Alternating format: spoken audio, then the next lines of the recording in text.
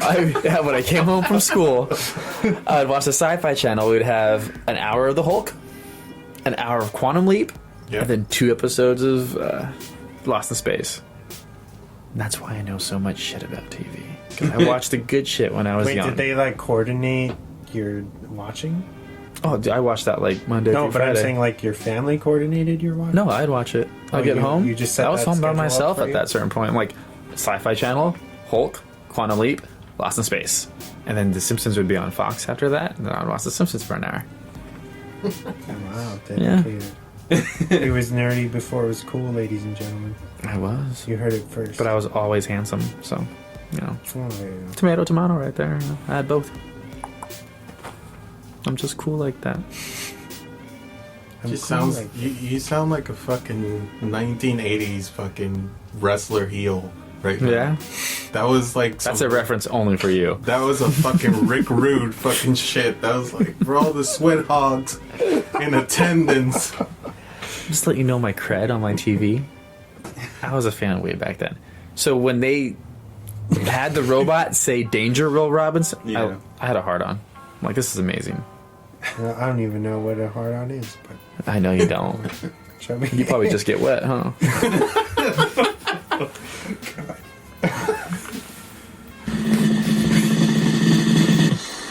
And now it's time for the weekly recommendations. All right, James.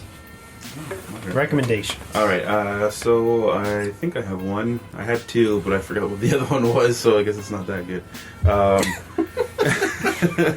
Honorable mention, I did watch that movie with Charlize Theron and Seth Rogen. Long shot. Yeah, that's I watched it the other day, decided to, because you recommended it, and it looked funny, so. Did you like it? Yes, it was amazing. I thought it was really good. And my recommendation is a Netflix original. It's a TV show. It is called Daybreakers. Okay. The The vampire one? No, it's basically the world. It's like the post-apocalyptic show, but like teenagers are the only ones who survived, and it's really like they break like the fourth wall and stuff. Or like all the main characters like talk to the camera and talk shit about. Basically, so it reminds me a lot of Malcolm in the Middle, where like everyone freezes, and then he looks at the camera and starts talking about what's going on, and then he goes back into place, and the scene continues. Yeah, it's Malcolm in the Middle meets Zombieland. Yeah, pretty much. Yeah. It's interesting. I liked it. I'm only 4 episodes in. I don't know how many there are. I think probably 8 or 9, but it's pretty good so got far. to 6. Did you? Yeah. It's all right. I think it's pretty good. So It's one of those ones to have on. Yeah. It's entertaining. Matthew Broderick's in it, yeah, so, you know, Ferris Bueller. And there's even a reference to that in the first episode, I believe, right? I love. He's funny in that. That's it. Nice. Oh, me next? Yeah. I have 2. I have, I think I mentioned it before, way back, with Steve Carell. When? Oh. Steve Carell and, forget his name. Sam Rockwell. Did you forget? Come on, man. damn. The only guy that fucking Chris cares about. Yeah. I actually had a gift for you, but I forgot it. It's a Galaxy Quest patch that I found. Oh, Oh, I'll give you a White Claw for that. Yeah, I thought it I really liked this movie. I didn't think I was gonna really like it because I saw the description of it and I was like, oh, it kind of sounds like what's that movie with I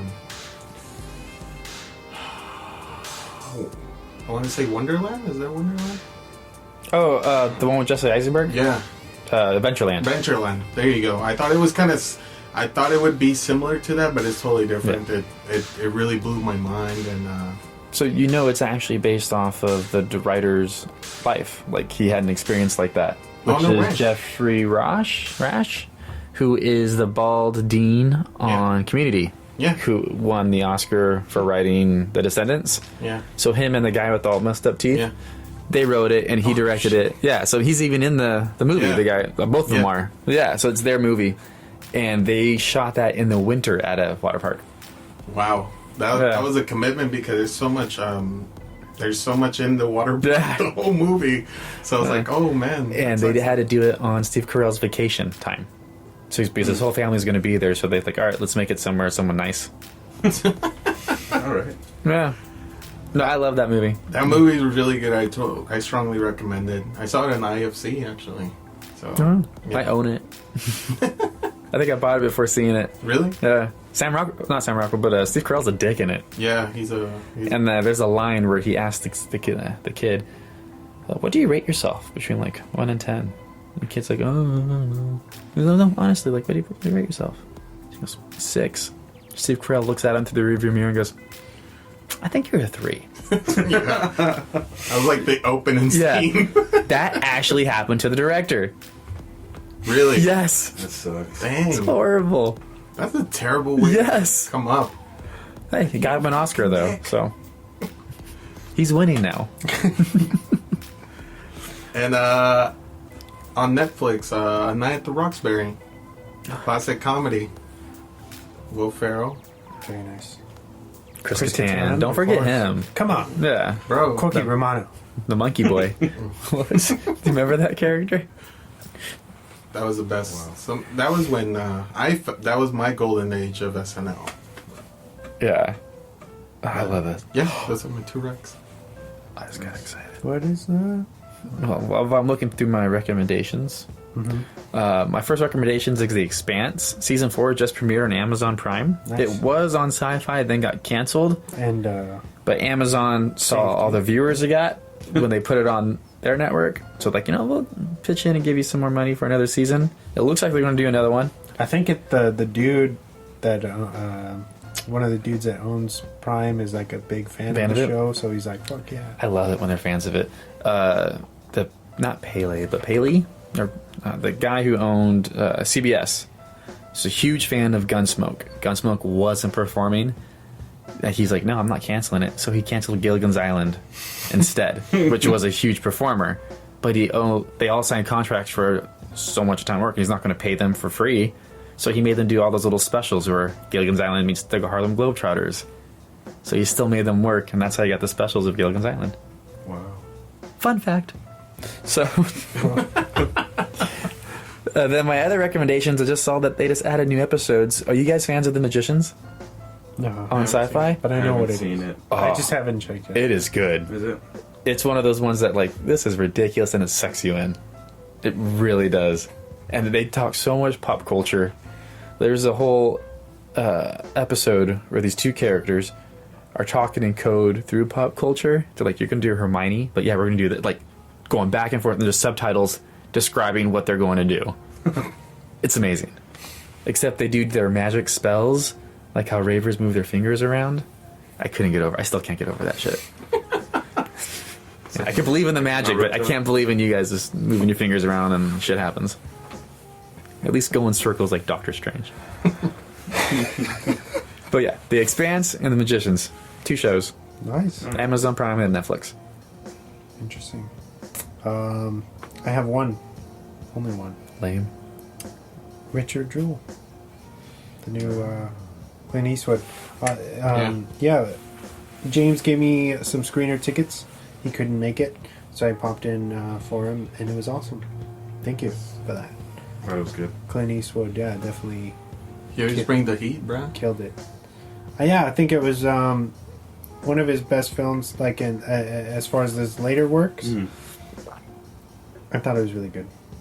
Great performances. Sam Rockwell fucking kills it. I feel like he's really saves the film. Kathy Bates is always on point. John Hamm's in it too, right? Yeah, he's very good. Asshole. Yeah. He does play that really well. I admire Baby that. Driver. I love it. I loved him in Baby Driver. I want my hair cut like him at one time, just so I can go like, baby. The undercut, yeah. Song's over. Oh, I love him in that movie. I love him as Don Draper. He's just fucking good. John Hamm's just, all I've around. yet to get into Mad Men. And I've watched like the first episode. Yeah. I was going to say something to get me in major trouble right now, but I didn't. Or Christina Hendricks. No, she's gorgeous. Just the way they treat certain genders. It's not the best. It's like accurate. though. No, yeah. Yeah. I remember watching it for the first time. Like, holy shit, they're doing this on TV. Like, goddamn. It's AMC, yeah. Yeah. And I watched it when it premiered. It's such a good show. I love it. And they made AMC. Oh yeah. We could get into a whole discussion about that. Because, like, Kurt Sutter talked shit on AMC for giving them more money and almost canceling Breaking Bad and all this stuff when Breaking Bad wasn't performing at the time. Because Netflix ended up saving Breaking Bad. Did But- they? Yeah, so when they put up first 2 seasons of Breaking Bad on Netflix, it shot up their viewers for the 3rd season. Oh yeah, because they just weren't. It took them a while to Catch an audience. build their following. Yeah, but I Mad could Men say- made AMC. I could say I watched Breaking Bad from when it started, when nobody gave a shit, Me too. and it was so good. It was amazing. I remember watching like, that's Malcolm in the Middle's dad. Holy shit! Why is no one watching this? When that Yeah. dude, I forget his name, he beats this dude to death with his bare hands, while they're in the desert, and he's like, "What? You can't take a beating, you little bitch!" Tuco. Oh yeah. Fucking- What's his name? Tuco. Tuco, yeah. He says, "Well, you never had a beating before." The evolution of that show was just amazing. Like when he snorts the fucking meth, Meth, he's yeah. like, why is it burning? He's like, it's chili powder, yo. He's like, the fuck? But so, more about your Richard Jewell. No, I was just moved because I didn't know too much about. I feel like maybe if you go into it knowing more about the story, maybe it might be less effective. But Yeah. not knowing too much about what was the outcome, I was pretty moved by that, and I thought they did a really good job. I know they're catching some flack about Olivia Wilde's character and how it was like a misportrayal, supposedly. Yeah, but Olivia Wilde even came out and defended it. Yeah, that doesn't mean that it's No, but if the actress is defending, I mean, she's backing it up. Oh yeah, I read that too. Come on. And like, if I was a journalist and I stuff to get information, I wouldn't want that out there. So yeah, I would say it didn't happen that way. No, she died. Fool. Did she die? Yeah, she's dead, and it's their family. So how do we know? The family is Oh, of course, the family's going to say that. Well, they're driving her name through the mud. Yeah, I'm like, no one's going to know about her. They're name like, anyway. yeah, we're very disappointed that Clint Eastwood would agree to this. But they said the Hollywood Reporter came out with the report, and they're pretty left leaning. They usually stick it to Clint Eastwood when they can, but they said that the didn't perform well, not because of controversy, just because people Richard don't want. Jewell? Just because people aren't really in the mood to see that kind of movie right now. Yeah. Which is weird because it's the holiday season, which is when all these kind of movies come out. That's true. Yeah. It's pretty somber though in tone. You know, you gotta. I don't know if it's something that people are gonna be rushing to go see in the theater. No. I'm sure there'll be a life in it later, Yeah, for sure. but I love Clint Eastwood movies. Yeah. It's really good.